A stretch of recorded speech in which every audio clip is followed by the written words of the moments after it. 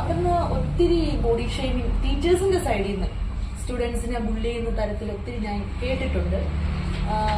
ഒരു ദിവസം എന്റെ ഒരു ടീച്ചറിന്റെ പേരൊന്നും ഞാൻ പറയുന്നില്ല, സബ്ജക്റ്റും പറയാൻ ഞാൻ ആഗ്രഹിക്കുന്നില്ല. ഒരു ടീച്ചർ, ആള് നന്നായിട്ട് പഠിപ്പിക്കുന്ന ആളൊക്കെ തന്നെയാണ്, പക്ഷെ ആൾക്ക് നല്ല പാർശ്വത്യം കാര്യങ്ങളൊക്കെ ഉണ്ട്. ആള് പരസ്യമായിട്ട് ക്ലാസ്സിൽ എല്ലാവരോടും ചോദിച്ച കാര്യമാണ്, കറുത്ത പെൺകുട്ടികൾ ആരെങ്കിലും കല്യാണം കഴിക്കുമോ, കറുത്ത മുത്തിന് ആരെങ്കിലും കല്യാണം കഴിക്കുമോ എന്ന്. അതെനിക്ക് ഒത്തിരി ഹേർട്ടായ കാര്യം. കാരണം ക്ലാസ്സിൽ ഏകദേശം 56-60ഓളം കുട്ടികൾ ക്ലാസ്സിലുണ്ടായിരുന്നു. അപ്പൊ അവരുടെ എല്ലാവരുടെയും മുന്നിൽ വെച്ചിട്ട് പ്രത്യേകിച്ച് ആ ഒരു ടീനേജ് കാലഘട്ടം കൂടിയാണ്. ആ കുട്ടികളുടെ ഇടയിൽ എത്രത്തോളം ഒരു ട്രോമയാണ് ആ ടീച്ചർ ഉണ്ടാക്കിയതെന്ന്, അത് എത്രത്തോളാണെന്ന് ഞാൻ ഇപ്പോഴാണത് മനസ്സിലാക്കുന്നത് തന്നെ. അതിനുശേഷം അതേ സ്കൂളിൽ പഠിച്ച മറ്റൊരു ക്ലാസ്സിൽ പഠിക്കുന്ന ഒരു കുട്ടിയെ കണ്ടപ്പോഴും ആ കുട്ടിയും ആ ടീച്ചറിന്റെ അല്ല, ആ കുട്ടി വേറൊരു സ്കൂളിൽ പഠിച്ചപ്പോൾ അവിടെ നിന്നുണ്ടായ ബുള്ളിങ്ങും കാര്യങ്ങളൊക്കെ ഷെയർ ചെയ്തിട്ടുണ്ട്. സോ ഈ പേഴ്സണൽ എക്സ്പീരിയൻസും ഞാൻ സംസാരിച്ചിട്ടുള്ള ആൾക്കാരുടെ സൈഡിൽ നിന്നും കിട്ടിയിട്ടുള്ള ഒരു എക്സ്പീരിയൻസ് ആണ് ഞാൻ പറയുന്നത്.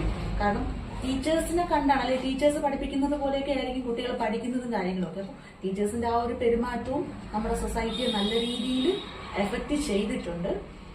പക്ഷെ ഇന്നത്തെ ഒരു കാലഘട്ടത്ത് ബോഡി ഷേമിങ്ങിനെ കുറിച്ച് ചോദിച്ചു കഴിഞ്ഞാൽ ഞാൻ പറയുന്നത് പോയി പണി നോക്കുക എന്നാണ്. കാരണം അവർക്ക് വേറെ പണിയൊന്നും ഇല്ലാത്തത് കൊണ്ട് മറ്റുള്ളവരുടെ കാര്യങ്ങളിൽ ചെകഞ്ഞുകൊണ്ട് നടക്കുന്നു. അപ്പോ അവർക്ക് ഒരാളെ ഇഷ്ടമല്ലെങ്കിൽ അതിന് ഒരു ലൈസൻസ് ആയിട്ടാണ് അവർ കാണുന്നത്, കളിയാക്കാം എന്നൊരു ലൈസൻസ് ആയിട്ടാണ് അവരത് കാണുന്നത് തന്നെ.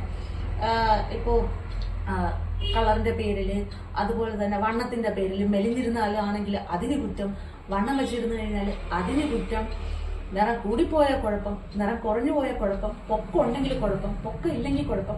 ശരിക്കും ഈ പറയുന്ന ആൾക്കാർ തന്നെ അവർ തന്നെ അങ്ങ് ജഡ്ജ് ചെയ്യുകയാണ്. അവർക്ക് എന്താണ് അവകാശം എന്നാണ് ഞാൻ ചോദിക്കുന്നത്. ഒരാളെ നമുക്ക് ക്രിട്ടിസൈസ് ചെയ്യാം, ആളുടെ നെഗറ്റീവ്സ് നമുക്ക് പറയാം, ആളുടെ ക്യാരക്ടർ എന്താണ്, അല്ലെങ്കിൽ ആളുടെ പേഴ്സണാലിറ്റി എന്താണ്, അതൊക്കെ നമുക്ക് ആളോട് പറയാം. പക്ഷെ അതിനപ്പുറത്തോട്ട് ആൾ എങ്ങനെ ഇരിക്കുന്നു എന്ന് ജഡ്ജ് ചെയ്യാനുള്ള യാതൊരു അവകാശമില്ല. ശരിക്കും പറഞ്ഞാൽ നമുക്ക് നമ്മുടെ സ്വന്തം അച്ഛന്റെ അമ്മയുടെയും DNA ആണ് കിട്ടിയിട്ടുള്ളത്. അല്ലാതെ ഈ പറയുന്ന ആൾക്കാരെ പോലെ ഇരിക്കാനായിട്ടൊന്നും നമുക്ക് മറ്റുള്ളവരുടെ DNA ഒന്നും എടുത്ത് മാറ്റി വെക്കാനൊന്നും പറ്റില്ലല്ലോ. നമുക്ക് നമ്മുടെ അച്ഛനെയും അമ്മയും പോലെ ഇരിക്കുന്നു, അല്ലെങ്കിൽ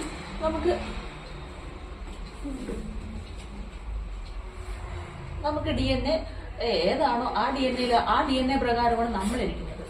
എന്നാൽ ഈ കളിയാക്കുന്ന ആൾക്കാർ പക്ഷെ അതിനെക്കുറിച്ചൊന്നും ചിന്തിക്കില്ല.